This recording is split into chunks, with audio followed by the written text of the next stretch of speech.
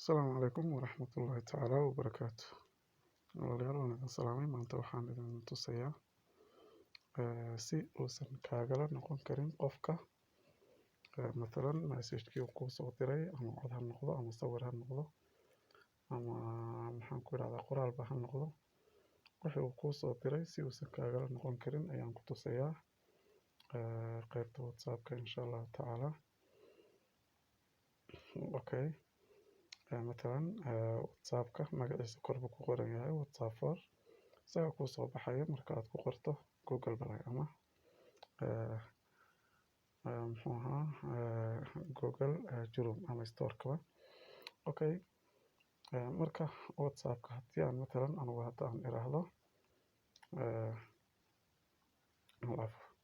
raalli ahaada.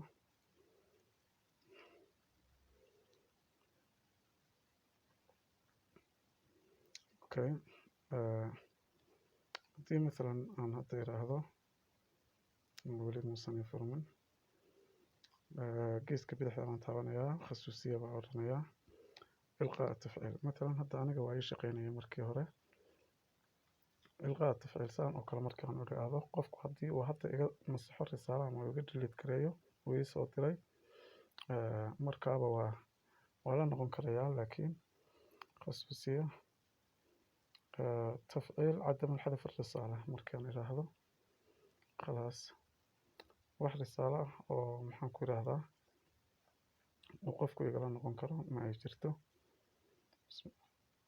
أنا وعليكم السلام يا أنت سامي قصة كثير يا مانتو. السلام عليكم ورحمة الله تعالى وبركاته. أنت بحكة بينا إن شاء الله وحود نقول دونا 10 كأنه 10 امتحانات وبالله التوفيق.